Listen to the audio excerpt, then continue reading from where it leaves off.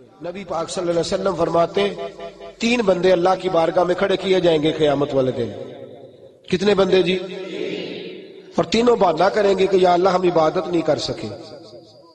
3 بندے شعب الایمان میں امام بہقی نے نقل کیا۔ رسول پاک صلی اللہ علیہ وسلم فرماتے ہیں سب سے پہلے ایک غلام کھڑا کیا جائے، جو کسی کا غلام ہے، کھڑا کیا گیا اللہ کی بارگاہ میں۔ اللہ پاک نے فرمایا تو نے میری عبادت کیوں نہیں کی، نماز کیوں نہیں پڑھی؟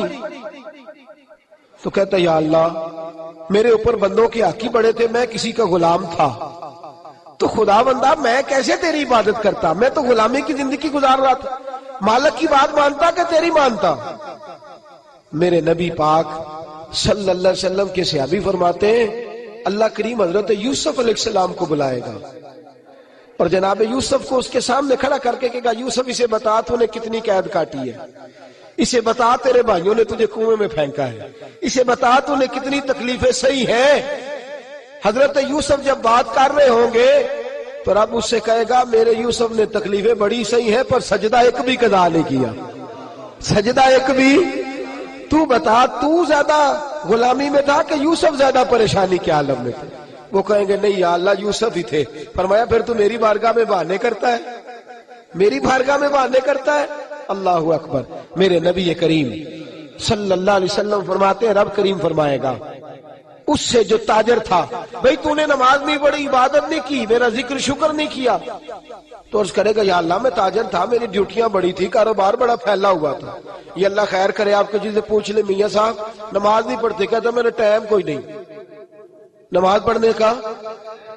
تو میں نے کہا بڑی اچھی بات ہے، اللہ خیر فرمائے، اللہ معاف فرمائے، اللہ اپنی رحمت کرے، ٹانگ ٹوٹ جائے نا آج تو لٹا لیں گے ڈاکٹر صاحب، 3-4 پلیٹیں ڈال لیں گے، 6 مہینے کام کو نہیں کرنے دیں گے، تو پھر آپ کا کیا خیال ہے آپ کے بچوں کی روٹی عرش سے گرے گی؟ کھائیں گے کھانا کہ نہیں؟ نظام روک جائے گا دنیا کا میرا خیال ہے۔ جتنے تاجر فوت ہو گئے اس کے بعد تجارت ختم ہو گئی دنیا میں، بہانہ کرتے ہم۔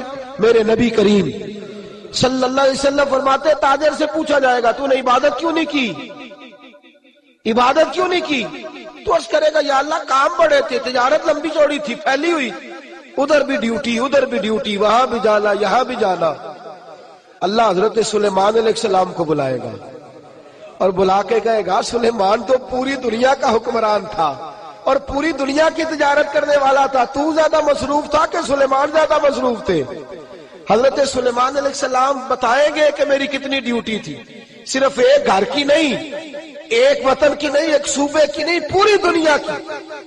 اور ساتھ حال یہ ہے کہ صرف انسانوں کی نہیں، جنوں کی ڈیوٹی بھی میری ہے، زمین پر بسنے والے جانوروں کی ڈیوٹی بھی میری ہے۔ اللہ فرمائیں گے یہ اتنی مصروفیت کے باوجود ہر وقت میری بارگاہ میں جھکا رہتا تھا، تو ہی زیادہ مصروف تھا۔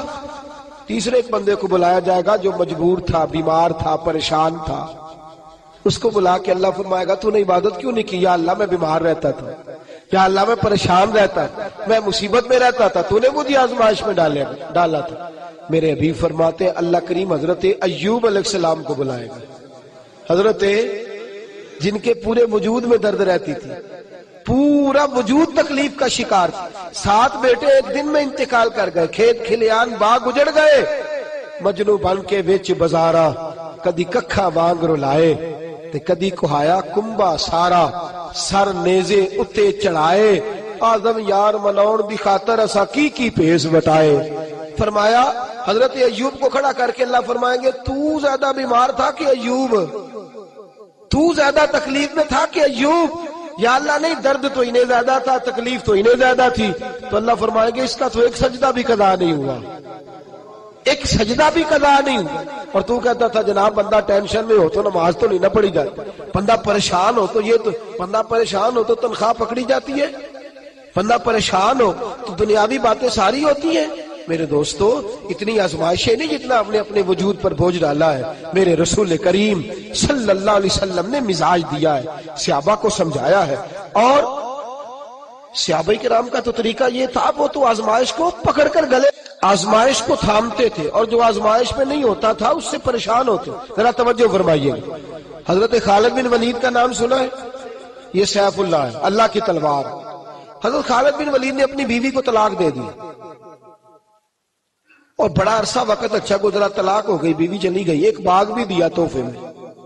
بعد میں آدمی پوچھنے لگا حضور آپ نے بیوی کو طلاق دے دی، کیا معاملہ تھا؟ آپ فرمانے لگے کوئی مسئلہ نہیں، میری بیوی بڑی نیک تھی، پرہیزگار تھی، اچھی تھی، فرما بردار تھی۔ انداز دیکھیے گا، کہنے لگا جناب عجیب بات ہے، طلاق بھی دے دی اور اچھی بھی بڑی تھی، کس بات پہ طلاق دی؟ آپ فرمانے لگے وہ میرے ساتھ 27 سال رہی ہے۔ کتنے سال؟ اور میں انتظار کرتا رہا ہوں۔ میرے نبی پاک صلی اللہ علیہ وسلم نے فرمایا جس کو اللہ تکلیف نہیں دیتا اس سے اللہ ناراض ہوتا ہے۔ میں نے 27 سال انتظار کیا، اس کے تو کبھی سر میں درد نہیں ہوا تھا۔ تو آپ فرماتے ہیں میں نے اسے ایک باغ دے کے بھیج دیا اس کے میکے۔ میں نے کہا تیرے اوپر چونکہ آزمائش نہیں آتی تو کہیں ایسا نہ ہو اللہ تجھ سے ناراض ہے تو مجھ سے بھی ہو جائے۔ مانے لگے اس خیال میں نے اس کو بھیج دیا ہے کہ اس پہ تو تکلیف ہی کبھی نہیں آئی۔ ہمارے ہاں ذرا ذرا سی آزمائشیں ہیں اور لمبے چوڑے پہاڑ ہیں۔ اور ایک اور بات سن لیں، آزمائشوں میں جو جینا سیکھ جاتا ہے نا، رب کریم اسے درجے بھی بڑے ہی عطا فرماتا ہے۔ جس کا دنیا میں کوئی سہارا نہیں نہ بنتا، پھر اسے خدا کی رحمت آگے بڑھ کے سہارا عطا فرماتی ہے۔ اپنی زندگی کے اندر آزمائش سے لڑنا، تکلیف سہنا، ذہن بنا لے تکلیفیں آئیں گی، آزمائشیں آئیں گی، بیماری آئیں گی، مجھے برداشت کرنا۔ جس کے اندر برداشت ہے اس کا حوصلہ بہت بڑا ہے، اور جو برداشت سے آ رہی ہے وہ ختم ہو جائے گا۔ میرے رسول کریم صلی اللہ علیہ وسلم کی صحابیہ حضرت اسماء بنت ابی بکر صدیق، جناب صدیق اکبر رضی اللہ تعالی عنہ کی صاحبزادی ہیں، حضرت عائشہ کی بڑی بہن ہے۔ یہ وہی ہے جو غار ثور میں میرے نبی کو کھانا پہنچایا کرتی۔ 90 سال سے زیادہ عمر ہوگی حضرت اسماء کی، اور ان کے صاحبزادے عبداللہ بن زبیر رضی اللہ تعالیٰ عنہ۔ 90 سال سے زیادہ عمر ہوگی اور ان کے صاحبزادے لڑائی کر رہے ہیں حجاج بن یوسف کے ساتھ۔ آنکھوں سے انہیں نظر نہیں آتا حضرت اسماء کو، بوڑھی ہو گئی، صاحبزادہ جہاد کر رہا ہے۔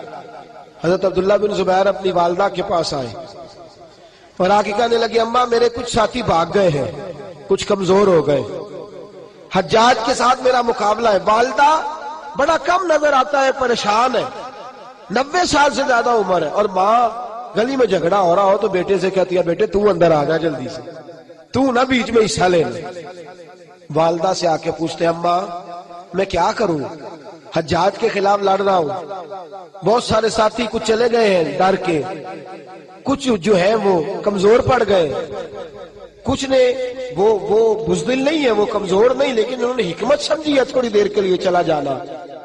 ماں کہنے لگی بیٹے پہلے تو یہ بتا کہ تو حق پہ ہے کہ نہیں، دولت کے لیے تو نہیں لڑ رہا، اقتدار کے لیے تو نہیں لڑ رہا۔ کہنے لگے اماں قسم اللہ کی عزت کی میں حق پہ ہوں، میں فکر امام حسین کا وارث ہوں، میں ظالموں سے لڑ رہا ہوں۔ تو ماں کہنے لگی بیٹے جا، پھر والدہ کہنے لگی جا میرا بیٹا اور جا کے اس کے ساتھ لڑائی کر، اگر تو فتح یاب ہو گیا تو میں شکر ادا کروں گی، اور اگر تو شہید ہو گیا تو میں قیامت میں تیرے اوپر فخر کروں گی۔